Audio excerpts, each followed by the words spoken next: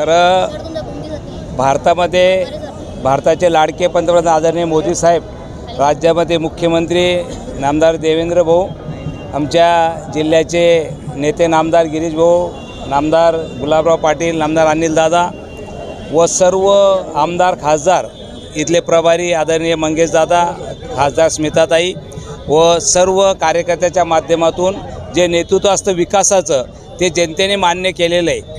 जनतेला टीका टिप्पणीपेक्षा विकास कोण करू शकतो आमचा, आणि गल्लीपासून तर दिल्लीपर्यंत इथे जसं महायुतीचं सरकार आहे, दिल्लीमध्ये DA सरकार आहे, आणि या माध्यमातून जनतेची सेवा म्हणून आम्ही काम करण्याचा प्रयत्न करतो आणि जनतेचा कौल आम्हाला आशीर्वाद दिलेले। भविष्यातसुद्धा महायुतीचा महापौर इथे होईल अशी आम्हाला अपेक्षा आहे आणि जनता विकासाच्या मुद्द्यावरती मतदान करते। आज आम्ही भारतीय जनता पार्टी म्हणून किंवा महायुती म्हणून मला वाटतं कोणावरती टीका टिप्पणी न करता विकासाच्या मुद्द्यावरती जनतेसमोर जाणार आहोत आणि भविष्यात आम्ही 2014 पासून केंद्रात राज्यात सरकार आल्यानंतर आम्ही काय करू शकलो याचा आम्ही जनतेपर्यंत मांडणार आणि भविष्यात काय करणार हे सुद्धा जनतेला सांगणार आणि याच्या माध्यमातून मला वाटतं जनता आम्हाला आशीर्वाद देईल अशी आम्हाला अपेक्षा आहे। काय सांगायला तुमचे चिरंजीव विजयी झाले आहेत, भाजपचे एकूण 6 उमेदवार विजयी झाले, 7 उमेदवार बिनविरोध झाले, काय सांगा? मला वाटतं इथे खरं पाहिलं असेल तर विरोधक काही दिसत नाही समोर आणि बऱ्याच ठिकाणी विरोधक नसल्यामुळे जे काही मित्रपक्षातले काही लोक असतील आमच्यातले किंवा आमचेच काही कार्यकर्ते असतील जे इच्छुक होते, कारण प्रत्येक 75 प्रभागामध्ये भारतीय जनता पार्टीच्या इच्छुक उमेदवारांनी फॉर्म भरले होते आणि एक समन्वयाने आम्ही त्यांना विनंती केली आणि त्यांनी माघार घेतलेली। त्याच्यामुळे 6 उमेदवार आमचे आणि मला वाटतं सेनेचे सुद्धा 6 उमेदवार आलेले। आज 12 उमेदवार मला वाटतं 75मधून बिनविरोध झालेले। हा जनतेचा कौल आम्हाला दिलेला आहे आणि या माध्यमातून राहिलेले सुद्धा जे उमेदवार आहे हे आमचे महायुतीचे सर्व निवडून येतील असं आम्ही जनतेला विनंती करतो। त्यांनी आम्हाला आशीर्वाद द्यावे जनतेची सेवा करण्यासाठी अशी सर्वांना नम्रपणे विनंती करतो। पाठिंबा देणाऱ्यांची संख्या वाढणार का आता?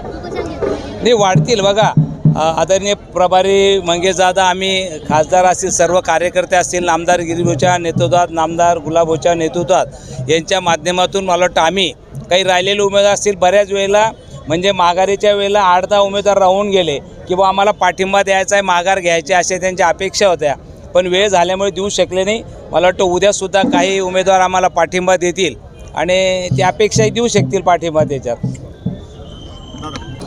आता जी प्राथमिक माहिती आहे त्यामध्ये शिवसेनेचा आत्तापर्यंत 6 जागा आणि भारतीय जनता पार्टीच्या 6 जागा अशा 12 जागा ह्या बिनविरोध त्या प्रभागांमध्ये वेगवेगळ्या प्रभागांमध्ये झालेल्या आहेत। खरं तर गिरीश भाऊंच्या नेतृत्वाखाली भारतीय जनता पार्टी, गुलाब भाऊंच्या नेतृत्वाखाली शिवसेना, अनिलदादा गुलाबरावजी देवकर यांच्या साहेब यांच्या नेतृत्वाखाली, आणि मला असं वाटतं की राजू मामांचा सातत्याने संपर्क शहरातला, त्यांच्यावरचा सगळ्या खासदार असतील सगळ्यांवरचा हा विश्वास, काम करणाऱ्या माणसांना लोकांनी बिनविरोध केलं, एक चांगलं उदाहरण हे झालं असं मला वाटतं। दादा, आपला प्रभारी म्हणून आपल्याकडे जबाबदारी दिलेली होती, पहिल्या याच्यावर 6 मारलेला आहे।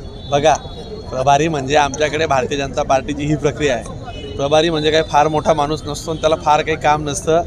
राजू मामांना ज्या अडचणी सांगता येत नाही त्यांनी त्या माझ्या नावाने सांगायच्या आणि मला काही करायचं असेल तर मी राजू मामाने सांगायचं, अशी ती प्रक्रियेचा एक भाग आहे।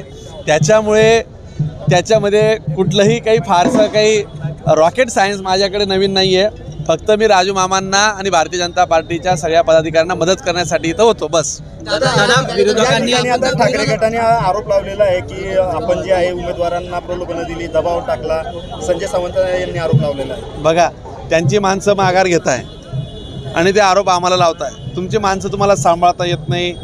पहिला मुद्दा म्हणजे राजू मामांनी जसं सांगितलं की साधारणतः 600-700 लोक इथं उमेदवारी मागत होते, त्यांच्याकडे उमेदवार तयार नव्हते। जो आला त्याला त्यांनी AP फॉर्म राष्ट्रवादीने पण दिलेत, दोन्ही पक्षांनी जो आला त्याला ते उमेदवार द्यायला तयार होते। त्याच्यामुळे ते टिकणार नाही।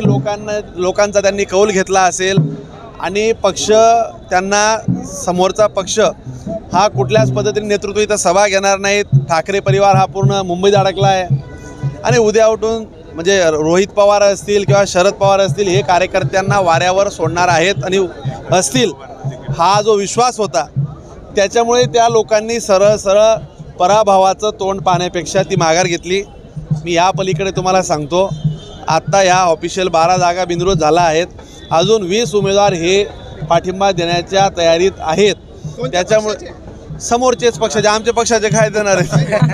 म्हणजे राजू मामांनी सांगितलं की साधारणतः आकडा हा 12 + 8 20 25पर्यंत जाऊ शकतो. म्हणजे 25-30पर्यंत, की ज्यामध्ये सर्व उमेदवार हे भारतीय जनता पार्टी, शिवसेना, महायुतीला पाठिंबा देतील अशी परिस्थिती आहे. म्हणजे समोरच्यांकडे उमेदवार या निवडणुकीमध्ये राहतील का नाही राहतील, आताच 12 ठिकाणची परिस्थिती आहे. अजून आगे देखो होता है क्या. दादा